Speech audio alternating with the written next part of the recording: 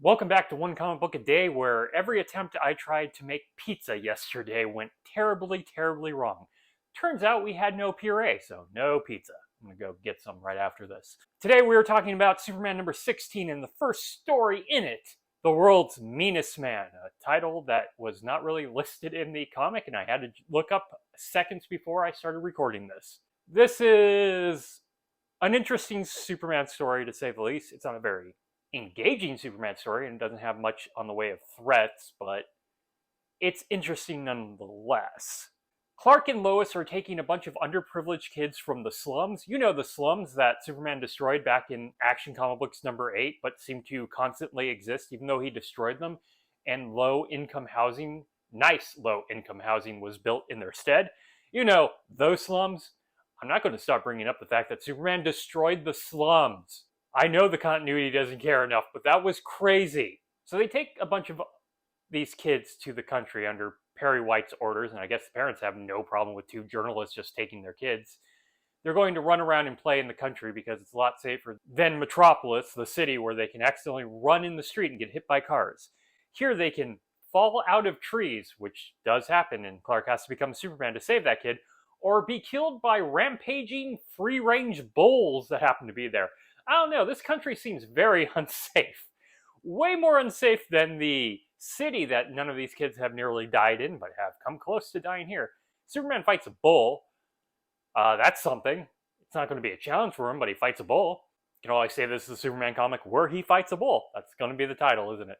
Once back, Perry explains to them that he wants to build a resort for kids to be able to go to the country whenever they want to, which feels like it's going to need like a constant stream of cash. Because if they just want to go there at any time, there's going to need to be some sort of bus and people there working. That's why like summer camps for the underprivileged take place in the summer and you have to sign up and they come pick up the kids because that's the amount of money they need to have, and they manage to raise that. But no, you're calling for something that constantly needs a stream of money that, I don't know, Bruce Wayne could possibly pay for constantly. Or, you know, all these millionaires that seem to show up in Metropolis that disappear in the next issue or are never brought up again.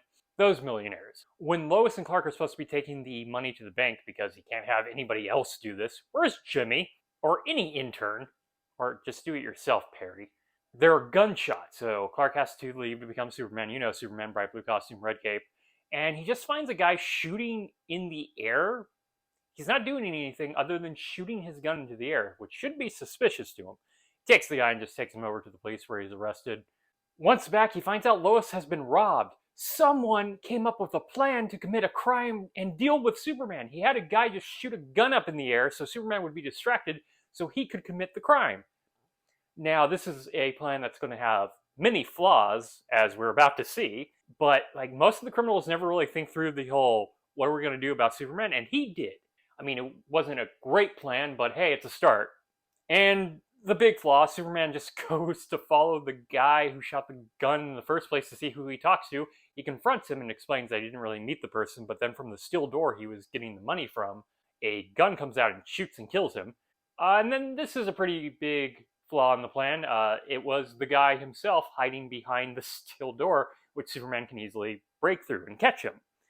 This guy is oddly dressed a lot like the Puzzler. The color is off. He's not wearing green. He's wearing all the same sort of dull purple, kind of like a plum a bit. It's not a very dark purple. And Superman unmasks him to reveal that he's just some guy who hates the Daily Planet for reasons? It's never explained. He just hates the Daily Planet and wanted to steal their money. Oh, and by the way, he doesn't save the guy who gets shot because, you know, Superman's not famous for being faster than a speeding bullet or anything. I'm going to stop making that joke when he starts actually saving more people by being faster than a speeding bullet. Like, if he's not going to save the people, why bother? Why are we here? And yeah, it's not a particularly strong story, and I have a lot of questions about it, but Superman fights a bull. That's something. Okay, that is it from Superman number 16. The Meanest Man in the World. Wow, I forgot that title almost immediately. If you enjoyed this video, please like and subscribe, hit the bell icon to get notification when a new video goes up. I do this Monday through Friday, but Fridays is Bat Friday, where I cover Batman story in either Detective Comics or Batman. And until next time, let us ponder the question, whatever did happen to the Man of Tomorrow? And what's up with these Scooby-Doo villains just revealing their plan as soon as he unmasks them? Okay, have a great day.